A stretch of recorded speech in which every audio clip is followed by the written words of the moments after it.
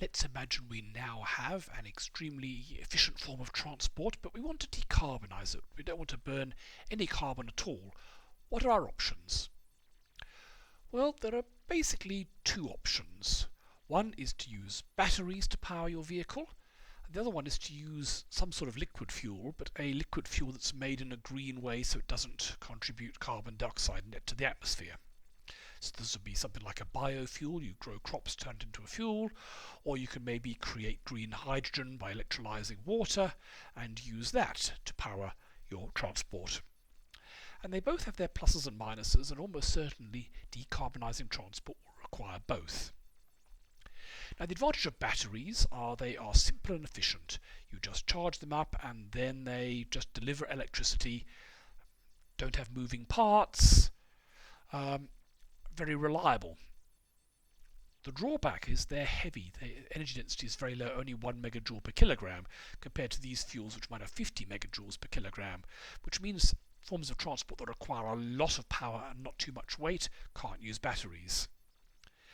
They need a charging infrastructure. You'll need to have chargers to recharge your electric car or your electric whatever it is all the time, and that's not necessarily very hard to build. You'll just need to put transmission lines to get the power to all the areas and put the chargers in, but it's not been built yet. Whereas for liquid fuels, we already have petrol stations and oil tankers. The infrastructure has already been built. Probably the infrastructure for supplying electricity all the way down a transport route is actually easier than that delivering liquid fuels, but the liquid fuel infrastructure already exists. People have already spent the money to build that. A disadvantage of batteries is they will need more electricity. So if we decarbonise all our cars, we're going to need a lot more electricity. Since I've had an electric car, my electricity bills at home where I charge it have more than doubled, because keeping the car charged uses more electricity than the whole household. So that means you're going to need more, hopefully renewable power plants. A drawback, but probably a manageable one. For the green liquid fuels, a benefit is you can use existing infrastructure, and to some extent, and they have a very high energy density. So anything where you need a lot of energy from a small space, as we'll talk about later, it's essential for planes, can use it. But they're less reliable. They're lower efficiency both in production and use. As we've seen earlier in the course, turning sunlight into biofuel is much less efficient than turning it straight into electricity using a solar cell. And then you have to process it, and then you burn it, and you have the carno efficiency losses when you actually burn it. So end to end, this is way less efficient.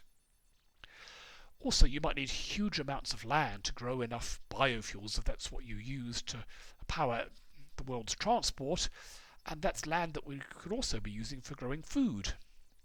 So that's a conflict for land use. So let's go through the different forms of transport and see what the status quo is at the moment. Now, for passenger cars, there was for a while a battle between the two philosophies. Some people, particularly the Japanese manufacturers, believed you should use hydrogen to power your cars, a hydrogen fuel cell. We'll talk about that in the hydrogen section. Whereas other people believed that batteries, lithium-ion batteries, are the way to go. But anyway, this battle is over, and lithium-ion batteries have won. They're basically so much simpler. And the price of batteries has dropped so fast that they're now far more economical. In many countries, the bulk of cars sold are now battery electric vehicles, and as the price of batteries continues to decline, they will probably dominate everywhere in the few years' time. A problem is having enough charging locations so you can charge your car on long drives. Many people charge their car at home, but if you live in an apartment that might not be an option, and when you're driving to Melbourne you want chargers along the route. So a lot of chargers are going to have to be built, and you're going to have to build enough electricity supplied to supply them all. So that might be where the bottleneck is here, but in some sense I think this is already one for passenger cars.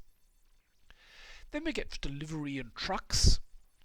Now, a lot of delivery is in a city. It's like someone delivering your Amazon parcels or something like that, or the mail delivery. You're running back and forth within the city. And for that, electric vans are perfect. It's stop and start transport, so the efficiency of an electric vehicle is very good at that because it can use regenerative braking.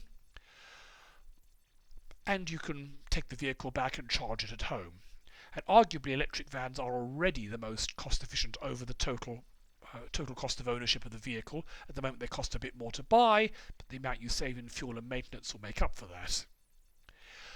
Long distance delivery is harder. This is the trucks that run up and down the highway between Sydney and Melbourne and country towns and so on, delivering food for groceries and petrol and all sorts of other things. That's harder, but in principle it's actually quite doable. Your truck will become a bit heavier because of all the batteries, and you will need to stop for half an hour at a time for charging, but in fact the time you need to charge these huge batteries, if you've got a good high voltage power supply, is no more than the time the drivers are mandated to have on rest breaks anyway. So if you can build enough truck stops with big charging facilities, entirely feasible. Hasn't happened yet, but in principle there's no particular technological barrier to it. But building out the charging infrastructure will be a problem. How about water transport? Now this is mostly not cruise liners. Most of the water transport in the world, most of the fuel burnt is on shipping containers or cars or bulk things like oil tankers or grain transports around the world. Here are some container ships at the port of Brisbane. So the main use is carrying heavy, non-urgent cargo, and huge numbers of cargo ships are ploughing the world's oceans, transporting everything as part of globalization. Many are very large. What can we do here?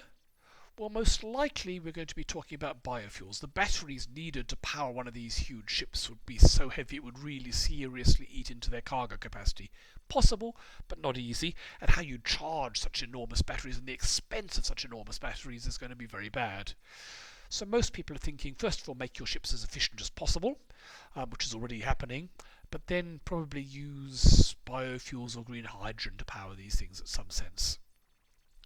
There are other options. For example, maybe we bring sails back. 200 years ago, ships were carbon free. We don't want to have a crew of 100 people climbing up the rigging in storms, but there are now much more automated ways you can have sails, and this can certainly help to some extent. But it's probably, most people think some combination of this and biofuels is probably what you're going to get. And finally we get to the hardest one, flying. It's hard because planes are already extremely energy efficient, because for most airlines fuel can be up to 50% of their total cost of operation, so they've had a very strong incentive to make themselves as fuel efficient as possible for a long time. The main way these become more efficient, apart from things like carbon fibre to make the aircraft lighter, is by having much wider engines. Modern gas turbines are so-called high bypass ratio engines. They're very wide. You compare a modern Boeing 737, look at the engines here, compared to the same aircraft here 40 years ago with the much narrower engines.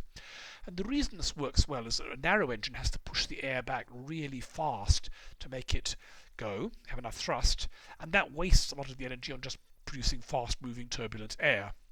Whereas these very wide engines, they push a larger mass of air back slower, and that's much more energy efficient. The most energy efficient method at all is an unducted prop fan, something like this. We have a gas turbine that drives propellers on the outside. They're very efficient. The trouble is they're also unbelievably noisy, but people are working on that. So what can you do?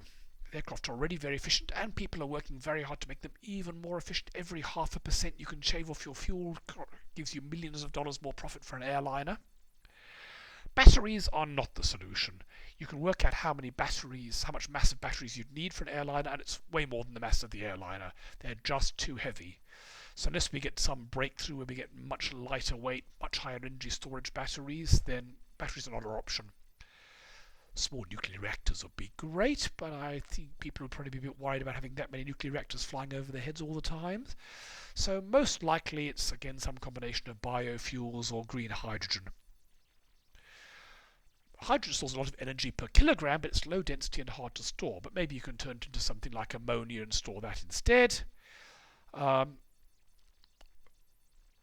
Biofuels are great, but you need a lot of farmland to produce the biofuels needed for the world's aviation fleet, so that could lead to starvation, or at least rapidly escalating food prices, which would also not be a good option. Or maybe you just burn fossil fuels and somehow offset the carbon. Not ideal. This is not a solved problem.